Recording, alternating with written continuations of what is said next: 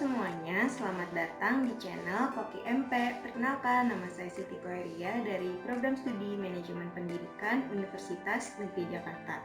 Dalam video ini, saya akan membahas mengenai kualitas kehidupan kerja dalam organisasi. Adapun tujuan dibuatnya video ini adalah untuk memenuhi tugas materi pengayaan literasi mata kuliah manajemen keuangan yang diampu oleh Bapak Amril Muhammad. Untuk itu, yuk disimak video selengkapnya.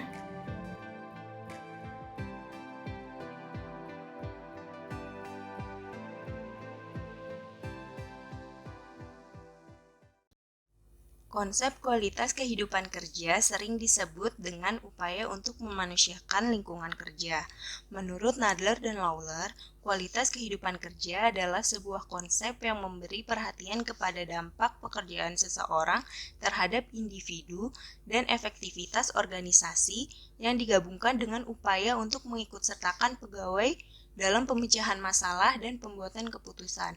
Stan Kosen berpendapat bahwa kualitas kehidupan kerja adalah soal pemenuhan diri karyawan yang termasuk di dalamnya adalah keperluan pribadi dan nilai-nilai yang diyakini para karyawan.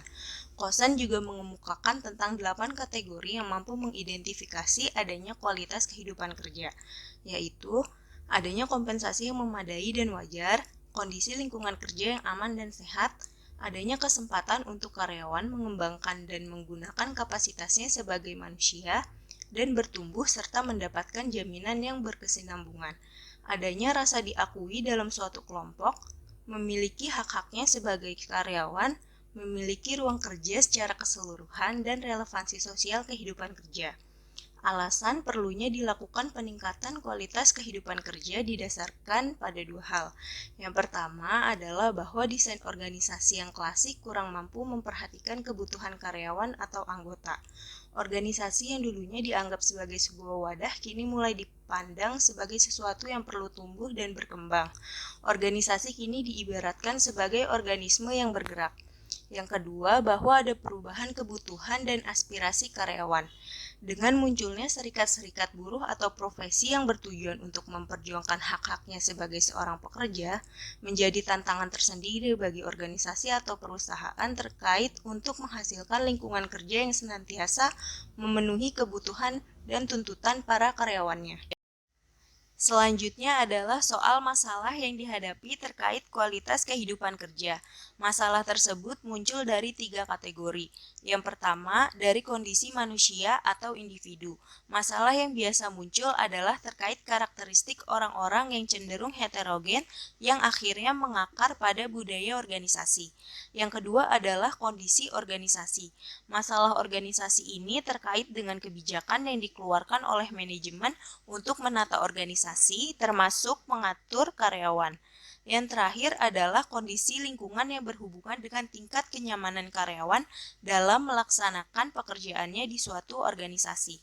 Pemecahan masalah yang terjadi dalam kualitas kehidupan kerja umumnya dilakukan dengan dua cara, yaitu dengan job enrichment atau pengayaan pekerjaan dan job enlargement atau perluasan pekerjaan. Pengayaan dilakukan dengan mengubah atau memperbaiki suatu pekerjaan sehingga seorang pekerja mempunyai kesempatan untuk mengenal, tumbuh, dan memiliki tanggung jawab yang lebih besar. Kemudian perluasan pekerjaan dilakukan dengan meningkatkan kuantitas kerja atau tanggung jawab individu secara horizontal. Selanjutnya adalah hubungan kualitas kehidupan kerja dengan kinerja. Hubungan yang terjalin di antara dua variabel ini cenderung menunjukkan hubungan yang positif. Artinya bahwa kualitas kehidupan kerja yang baik akan memberikan impact kepada kinerja karyawan. Namun hubungan tersebut tidaklah mutlak, bahwa ada faktor-faktor lain yang mempengaruhi kinerja karyawan. Misalnya kompetensi karyawan, kesempatan atau peluang, dan lingkungan fisik organisasi. Kualitas lingkungan kerja yang dapat mempengaruhi kinerja secara positif harus memiliki 8 kategori yang dikemukakan oleh Kosen seperti yang dijelaskan di awal materi.